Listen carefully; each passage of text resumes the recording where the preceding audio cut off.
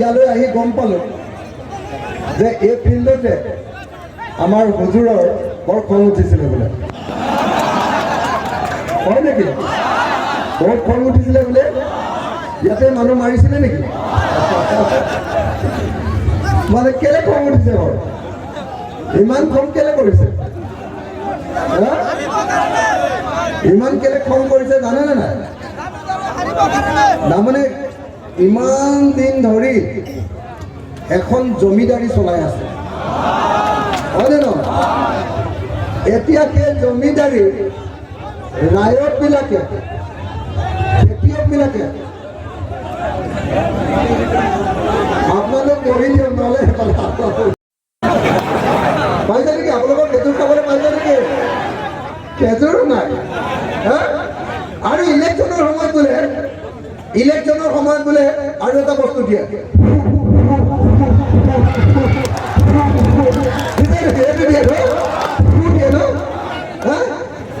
অকল 3টা বস্তুৱে দিছে। এটা হ'ল ফু, হয়নে?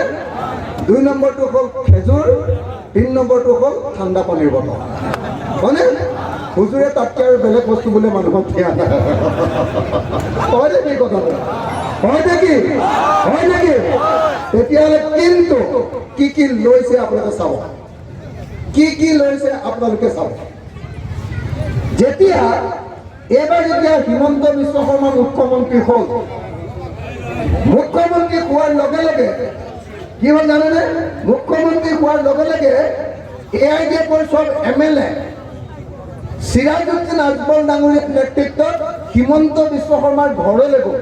অফিচলৈও নহয় দেই, ঘৰলৈ গ'লে ঘৰলৈ গৈ একদম গোটেই ভিতৰত সোমাই দুৱাৰ মাৰি লৈ কথা পাতি আছে। চব MLA গৈছে AIDFৰ, চিৰাজউদ্দিন আজমলে লৈ গৈছে। ভিতৰত 2 ঘণ্টা, 3 ঘণ্টা, 4 ঘণ্টা কথা পাতি আছে। বাহিৰত টিভিবিলাকে হুলস্থুল লগাই আছে, লাইভ দি আছে যে হিমন্ত বিশ্ব শৰ্মাৰ ৰুমৰ ভিতৰত সোমাই AIDF বিধায়কে কি কৰিছে হাল্লা। মই টিভিটো এবাৰ চাই আছো, টিভিটো চাই থাকোঁতে 2 ঘণ্টা যেতিয়া কৈছে, মোৰ এই ফোনটোলে এটা মেছেজ, স্ক্ৰীনকে এটা মেছেজ আহিছে, এই মেছেজটো চাই মই দেখিলো এইটোতো আমাৰ উজনি অসমৰ SP এজনে মোলৈ মেছেজ দিছে, SP পুলিচৰ SP। মই চাই দেখিলো এইটো WT মেছেজ দিছে, WT মেছেজ। মই দেখিলো যে তলত হিমন্ত বিশ্ব শৰ্মাই চহী কৰিছে।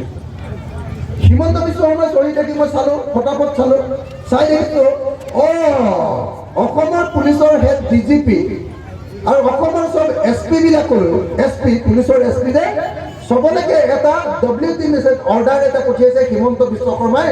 তাত লিখিছে এই যে আঁতৰ ব্যৱসায়টো কৰে, আঁতৰ মানে গাঁত ঘঁহা যে আঁতৰটো বনাবৰ কাৰণে আগৰ বুলি এজোপা গছ আছেনে নাই? আমাৰ উজনি অসমত হয়, সেইজোপা জানেনে নাই? আমাৰ যোৰহাট, গোলাঘাট, শিৱসাগৰত হয়, জানেনে নাই? সেই গছজোপা আনিলে মানে পুলিচে ৰাস্তাত ধৰে। এতিয়া মুখ্যমন্ত্ৰী হিমন্ত বিশ্ব শৰ্মাই SP আৰু DGPক নিৰ্দেশ দিছে যে এতিয়াৰ পৰা জীৱনত কেতিয়াও আগৰ গছৰ গাড়ী ৰাস্তাত পুলিচে ধৰিব নোৱাৰিব। কথাটো বুজি পালেনে না?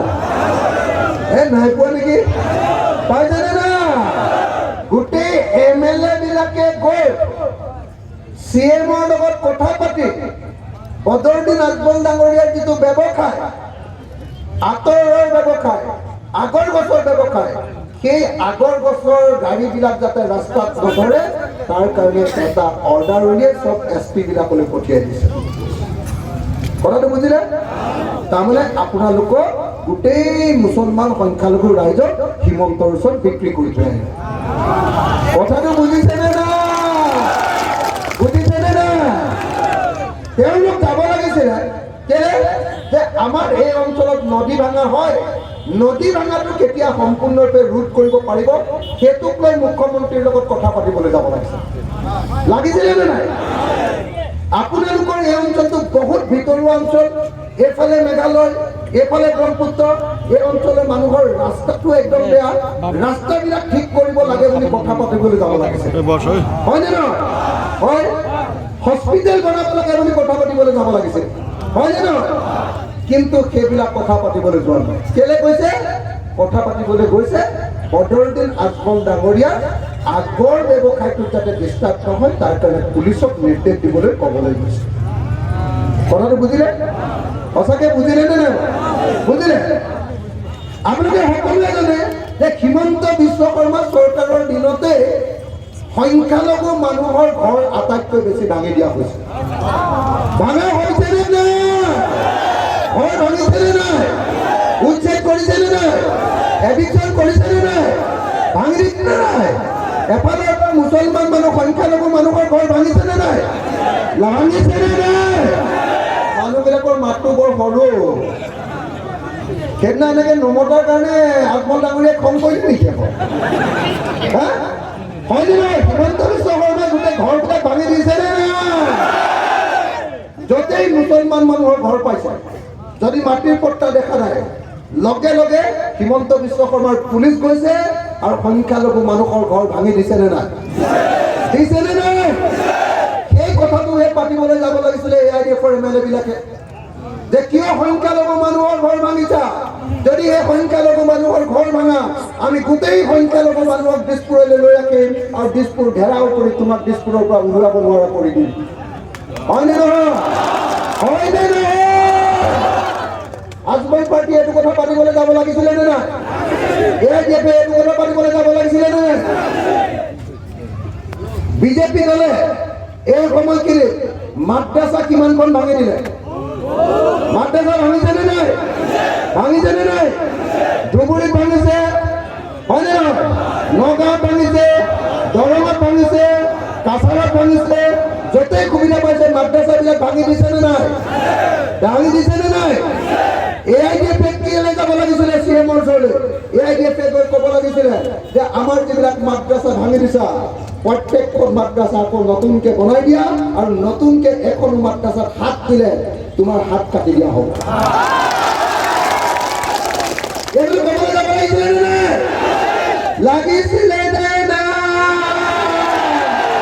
হয়নে নহয়? ক'ব লাগিছিলে নে নাই? চৰকাৰে কিয় আমাৰ মাদ্ৰাছা ভাঙিছে? চৰকাৰে যদি বেআইনীভাৱে আমাৰ মাদ্ৰাছা ভাঙে, তেতিয়াহ'লে চৰকাৰৰ হাতখনো ভাঙি দিয়া হ'ব। সেইবুলি ক'বলৈ যাব লাগিছিলে নে নাই? লাগিছিলে নে নাই? লাগিছিলে, হয়নে নহয়?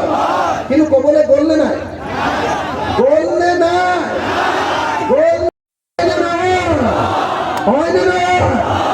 এনেকে আৰু কিমান বছৰ এনেকে কৰি থাকিবলৈ দিব? আৰু কিমান বছৰ এনেকে জমিদাৰী চলাবলৈ দিব? এনেকৈ আৰু কিমান বছৰ জমিদাৰী চলাবলৈ দিব? আৰু কিমান বছৰ আপোনালোকক এনেকৈ বিক্ৰী কৰিবলৈ দিব? আপোনালোকক আৰু কিমান দিন এনেকৈ বন্ধকত দিবলৈ দিব? দিব নেকি? দিব নেকি? দিব নেকি? দিব নেকি? চবে মতা নাই, দিব নে নিদিয়ে? দিব নেকি? চবে নেমাতে চলিয়া। সেইকাৰণে আজমল ডাঙৰীয়াই খং উঠিছিলে নেকি? আপোনালোকে দিব নেকি? নিদিয়ে, হয়নে? নিদিয়ে কাৰণে আপোনালোকে যে নিদিওঁ বুলি কৈছে, সেইকাৰণে বদৰুদ্দিন আজমল ডাঙৰীয়াৰ সেইদিনা খং উঠিছিলে আৰু খঙৰ কোবত লগৰ মানুহকে মাৰি দিছিলে। হয় নে নহয়? মানে এইবিলাক খং উঠাবিলাক হ'ল পতনৰ লক্ষণ। এই যে এবাৰ হাৰিব বুলি আপোনালোকৰ ইয়াত কৈ থৈ গৈছে।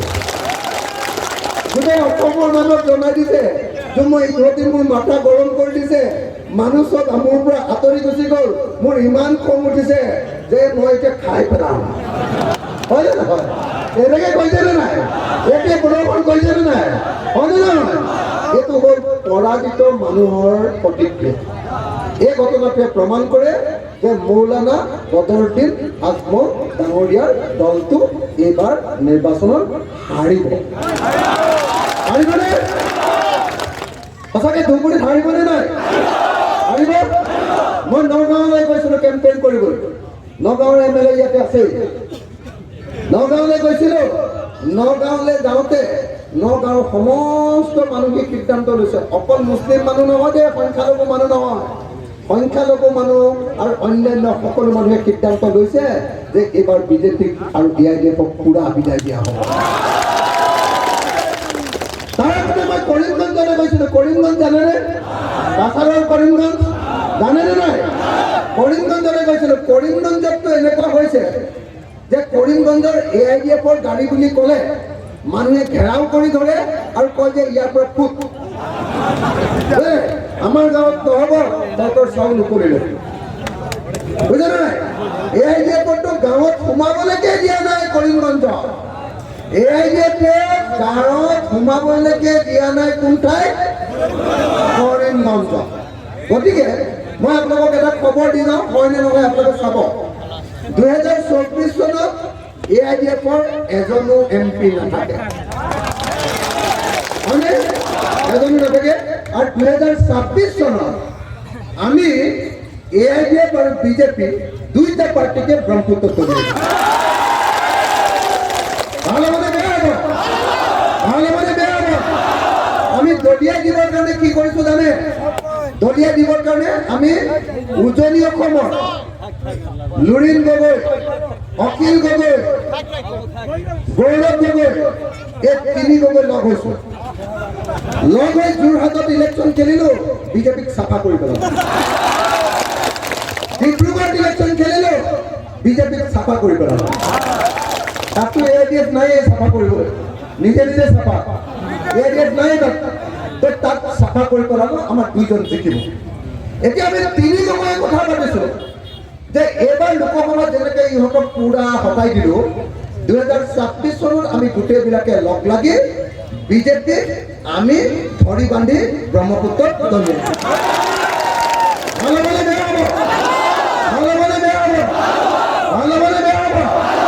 লগতে বিজেপিৰ লগতে আৰু এখন চকী তাতে গাঁঠি দিম। এই চকীখন কাৰ বাৰু? খাতো আপোনাৰ তলত আৰু আমি ৰায়তী নাখাতো। আমাৰ নিজৰ মাটি নিজৰ হ'ব, এতিয়া মালিক আমি নিজে। হয়নে নহয়? ৰাইজে, অসমৰ সংখ্যালঘু ৰাইজে কৈছে যোৱা 15 বছৰ আপোনাক আমাৰ জমিদাৰী দি দিছিলোঁ, হয়নে? আপোনাক আমাৰ জমিদাৰ বনাইছিলোঁ, হয়নে? আপোনাক আমি মালিক বনাইছিলোঁ।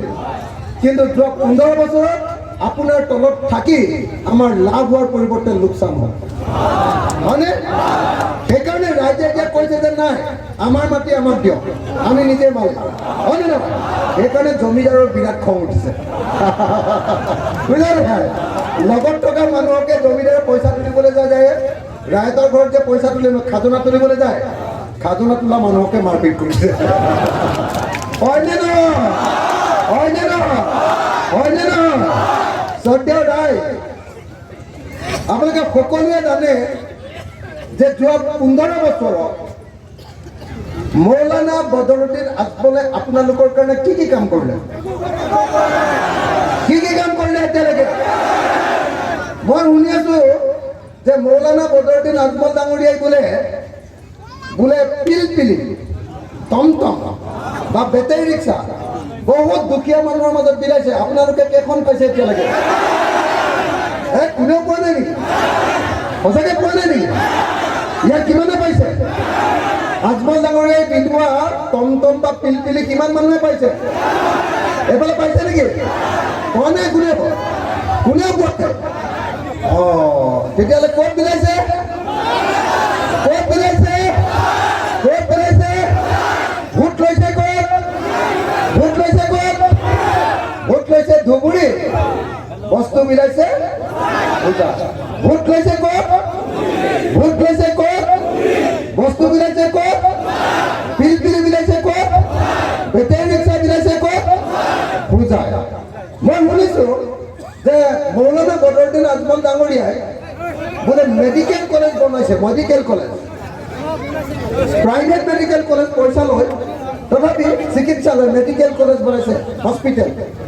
আপোনালোকৰ ইয়াত কেইখন হস্পিটেল বনালে? সঁচাকে বনালে নেকি? এইটো হাজাৰীহাট কয় ন? হাজিৰহাট হয়নে নহয়? এইফালে গ'লে মেঘালয় আৰু এইফালে গ'লে ব্ৰহ্মপুত্ৰ, হয়নে নহয়? মানুহখিনি যাবলৈ ক'তো জাগা নাই, গতিকে হস্পিটেল ইয়াতে হ'ব লাগিব। যদি আপোনালোকৰ MP, তেতিয়াহ'লে হস্পিটেলখন আপোনালোকৰ ইয়াতে বনাব লাগিছিলে নে নাই? বনালে নে নাই? ক'ত বনালে? ক'ত বনালে? ক'ত বনালে? ক'ত হস্পিটেল বনালে হোজাই, ভোট বিচাৰিলে ভোট বুজাৰিলে ধুবুৰী, হয়নে? তাৰমানে বেপাৰটো কৰিব হোজাই, হয়নে নহয়? আৰু ভোটটো ল'ব, কান্দি কান্দি ভোটটো ল'ব, হয়নে নহয়? কান্দি কান্দি ভোটটো ল'ব কি ক'ৰ পৰা? ধুবুৰী, হয়নে? 2 নম্বৰ। 3 নম্বৰ, মই শুনিছোঁ বোলে ছুপাৰ 40 বনাইছে, মানে দুখীয়া ল'ৰাক বোলে পঢ়ুৱাই একদম IAS অফিচাৰ বনাইছে। আপোনালোকৰ ইয়াৰ পৰা কিমানজন IAS অফিচাৰ হ'ল এতিয়ালৈকে? ছুপাৰ 40 পঢ়ি কিমানজন IAS অফিচাৰ হ'ল? হৈছে নেকি? সঁচাকৈ হৈছে নে নাই? নাই হোৱা।